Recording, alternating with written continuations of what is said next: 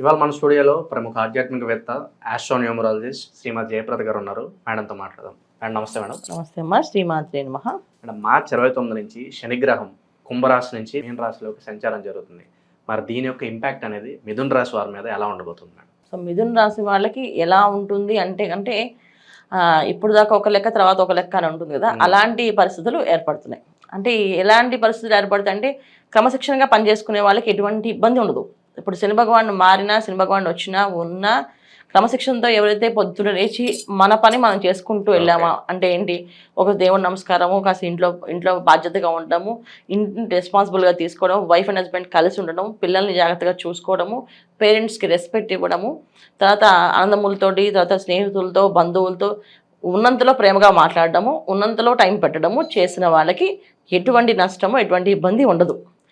ఇవి ఎవరైనా చెయ్యట్లేదు అంటే అక్కడి నుంచి కష్టాలు స్టార్ట్ అవుతాయి. ఎందుకంటే శని భగవానుడు ఎప్పుడు కొన్న కర్మకారకుడు. అంటే మన కర్మలు అనేవి మన చేతుల్లోనే ఉన్నాయి.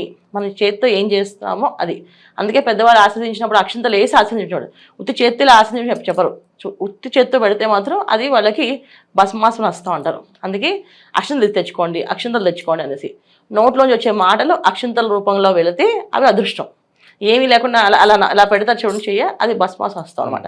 సో వీళ్ళకున్న కర్మ వాళ్ళ మీద పెట్టినట్లు లెక్క. అందుకే ఆశీర్వాదం అనేది అక్షంతలు లేకుండా తీసుకోవద్దని చెప్పేవాళ్ళు పెద్దవాళ్ళు. సో ఇలాగే మనం చేసే ప్రతి ఒక్క పనిలో కూడా క్రమశిక్షణతో పని ఏదైతే చేసుకుంటూ వెళ్తాం వాళ్ళకి ఎటువంటి ఇబ్బంది ఎప్పుడూ ఉండదు. శని భగవానుడు వచ్చినా, గురువు వచ్చినా, శుక్రుడు వచ్చినా ఎటువంటి ఇబ్బంది ఉండదు. క్రమశిక్షణ తప్పి చేసిన వాళ్ళు ఉంటారు. తల్లిదండ్రులు దూషిస్తూ ఉంటారు. తర్వాత వైఫ్ అండ్ హస్బెండ్ మధ్యలో ఎప్పుడు కొట్లాట్లు, వైఫ్ని డామినేషన్ చేయడం, లేదా హస్బెండ్ని డామినేషన్ చేయడము, అంటే ఆడవాళ్ళు మగవాళ్ళని విపరీతంగా మాట్లాడడం, లేదా మగవాళ్ళు ఆడవాళ్ళని విపరీతంగా మాట్లాడము, లేదా ఎవరో ఒకరిని హేళన చేయడము, పొద్దున్నేసి పక్క వాళ్ళని కామెంట్ చేస్తూ ఉండడము, ఇలా చేసే వాళ్ళందరికీ కదా కాస్త చెక్ పడుతుంది. ఎందుకంటే ఏదైతే మాట అంటామో ఇప్పుడు మనం హేళన చేసాం అనుకోండి, రేపు మన హేళన చేసే వాళ్ళు వస్తారు. అది మిథున రాశి వాళ్ళకి జరిగే విషయాలు. సో మనం ఎవరినైనా ఏడిపిస్తున్నాం అంటే రేపు మన ఏడిపించే వాళ్ళు వస్తారు. ఇది కర్మకారకుడు శని భగవానుడు రావడం వల్ల జరిగే పరిణామాలు. ఇప్పుడు దాకా పూజా పునస్కారం చేయరు, ఒక భక్తి లేదు, ఒక పెద్దవాళ్ళని నమస్కారం లేదు, ఏం లేదు, ఆయన వాళ్ళు బాగున్నారంటే అలాగే ఏం ఉండదు. ఖచ్చితంగా ఆయన వచ్చిన తర్వాత ఆ మార్పు అనేది జరుగుతుంది, దెబ్బ బాగా పడుతుంది. సో ఎందుకంటే శని భగవానికి మిథున రాశికి, మీన రాశి నుంచి మిథున రాశి చూసుకుంటే 4వ స్థానం.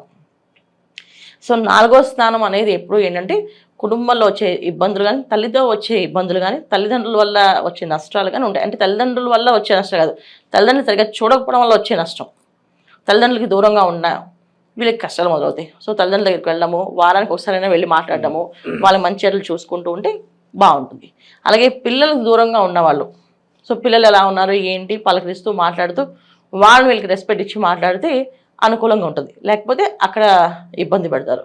తర్వాత బంధువులతో నచ్చినా నచ్చకపోయినా మన బంధువు సరే ఒక మాట మాట్లాడితే బాబు నాతో ఇలా మాట్లాడకు అని సౌమ్యంగా చెబితే అది గొడవ రాదు. గట్టిగా మాట్లాడి అది పెద్ద గొడవగా తెచ్చుకుంటే అది వీళ్ళకి నష్టంగా మారుతుంది. సో బంధువులే శత్రువులుగా మారుతారు, స్నేహితులే నమ్మిన వాళ్ళే మోసం చేస్తారు. ఇది శని భగవానుడు మీన రాశిలో వస్తే. సో ఎందుకు చేస్తారు అంటే మన మాట ఎలా మాట్లాడతామో దానికి 10ంతలుగా వస్తుంది. సో అందుకని ఏంటంటే క్రమశిక్షణగా ఉండడానికి ప్రయత్నం చేయండి. క్రమశిక్షణగా ఉండడానికి ప్రయత్నం చేస్తే ఖచ్చితంగా మనకి అనుకూలం ఉంటుంది.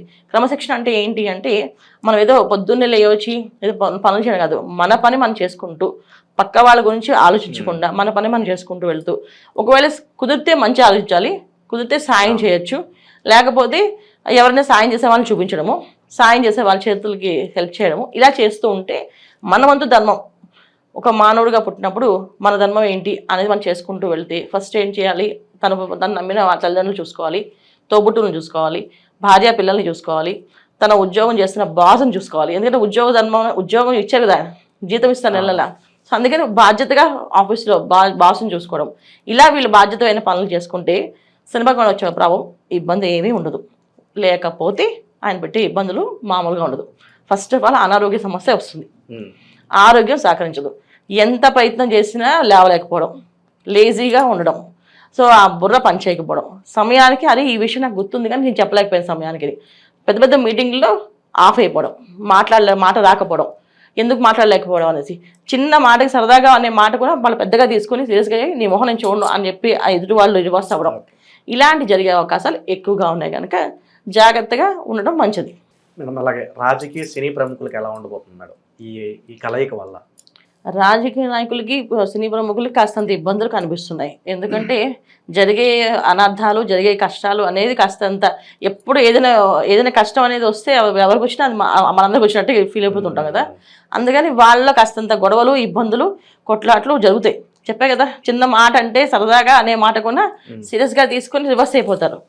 సో అది మామూలుగా మన ఇంట్లో అంటే ఓకే, అది ఒక సినిమా ఇద్దరు హీరోల మధ్యలో అయింది అనుకోండి, అది ఎంత అయిపోద్ది, పెద్ద సెన్సేషన్ న్యూస్ అవుతుంది. ఆ న్యూస్ మామూలుగా ఉండదు. సో అలా జరిగే అవకాశాలు ఎక్కువగా కనిపిస్తున్నాయి.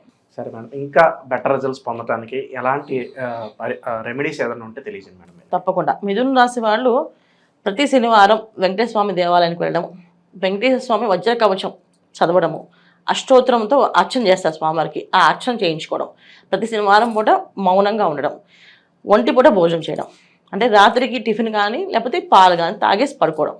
అలా ఉండడం వల్ల అనారోగ్య సమస్య నుంచి బయటపడతారు. తర్వాత ఏ పనైనా చేయాలంటే ముందు శక్తి కావాలి కదా, ఆ శక్తి ఎప్పుడైతే తగ్గిందో ఏంటి, సో వీళ్ళకి కొంచెం ఆలోచన తగ్గుతుంది. తర్వాత ఎక్కువగా ఏంటంటే వాకింగ్ కానీ యోగా కానీ చేయడం, యోగా కానీ వాకింగ్ కానీ ఎక్కువ ప్రయారిటీ ఇవ్వడం, ఏదైనా గుడికి వెళ్ళినప్పుడు ఆ గుళ్ళో ప్రదక్షిణాలకు ఎక్కువ ప్రయారిటీ ఇవ్వడం.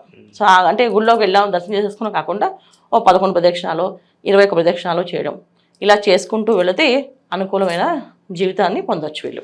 జనరల్ శని భగవానుడు అంటే మనం ఏదైనా శనేశ్వరుడు అనగానే భయపడుతుంటాం, ఇది ఇలాంటి శని ప్రభావం వస్తుంది, అర్ధాష్టమ శని వస్తుంది, అష్టమ శని వస్తుంది అని చెప్పేసి.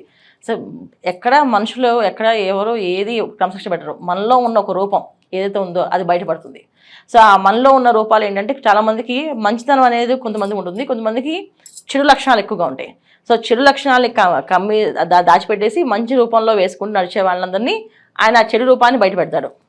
అలాగే మంచి లక్షణాలు ఉన్న వాళ్ళకి ఆ మంచి రూపానికి ఒక గుర్తింపు అనేది ఇస్తాడు. అది శని భగవానుడు చేసే మెయిన్ క్రమశిక్షణ. కర్మకారకుడు అంటే కర్మని మన కర్మ అనేది ఏంటి అంటే మన గత జన్మలో చేసుకున్న కర్మని ఎలా చేసుకున్నామో ఈ జన్మ తీసుకుంటాం. ఈ జన్మలో మనం చేయాల్సిన పనులు ఏవైతే ఉన్నాయో అది ఆయన చేపిస్తాడు ఖచ్చితంగా. ఒకరు కష్టపడుతున్నారు, బాగా కష్టపడుతున్నారు, బాగా ఇబ్బంది పడుతున్నారు, అధిక కష్టం ఎక్కువగా ఉంది అంటే వాళ్ళు అలా పడి తర్వాత అదృష్టాన్ని అందుకోవాలన్నమాట. అందుకని ఆ కష్టం పడేలాగా చేస్తాడు ఆయన. అందుకే కష్టపెట్టాడు అని అనుకోకూడదు, ఆ కష్టం ఒక విలువ తెలిస్తేనే మనకు ఆ సుఖం విలువ తెలుస్తుంది. సో ఒకసారి కష్టపడ్డాము అంటే ఈ కష్టానికి సుఖం అనేది వస్తుంది అని అర్థం. అందుకని ఆ విలువ తెలియడానికి ఆయన చేస్తుంది. అందుకే శని భగవానుడు రావడం అంటే ఒక విధంగా ఒక బాధ్యతగా తీసుకొని మనం మారడానికి ఒక అవకాశము, మనం మారుదాము అనుకుంటే చాలా బ్రహ్మాండమైన ఫలితాలు కనిపిస్తాయి.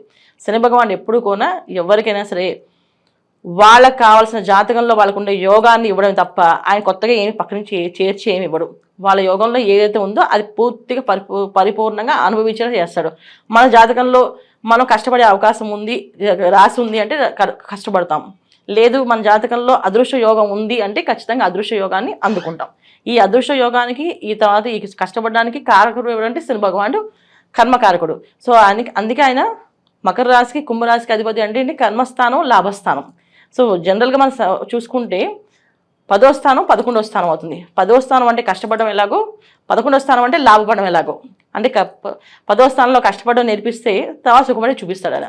ఈ విధంగా ఉంటుంది కనుక శని భగవానుడు యొక్క తత్వాన్ని మనం అర్థం చేసుకొని ఆయనకి ఏది నచ్చుతుంది, తీయగా మాట్లాడడము, ఎదుటి వాళ్ళని నొప్పించకుండా ఉండడము, మనం తల్లిదండ్రుల దగ్గర మన భార్య పిల్లల్ని బాధ్యతగా చూసుకోవడము, అలాగే ఈ పద్ధతుల్లో మనం ఎవరితోడైనా మాట్లాడినప్పుడు స్పష్టంగా నిదానంగా చెప్పడము, నచ్చలేదు అని మొహం మీద చెప్పకుండా నచ్చట్లేదు అని నిదానంగా చెప్పడం అనేది చేసుకుంటూ వెళ్తే అన్ని అనుకూలంగా మారుతాయి. ఇది శని భగవానుడు ఒక తత్వం. చాలా బాగా వివరించారు మేడం, ధన్యవాదాలు. నమస్తే అమ్మా, శ్రీమాత్రే నమః.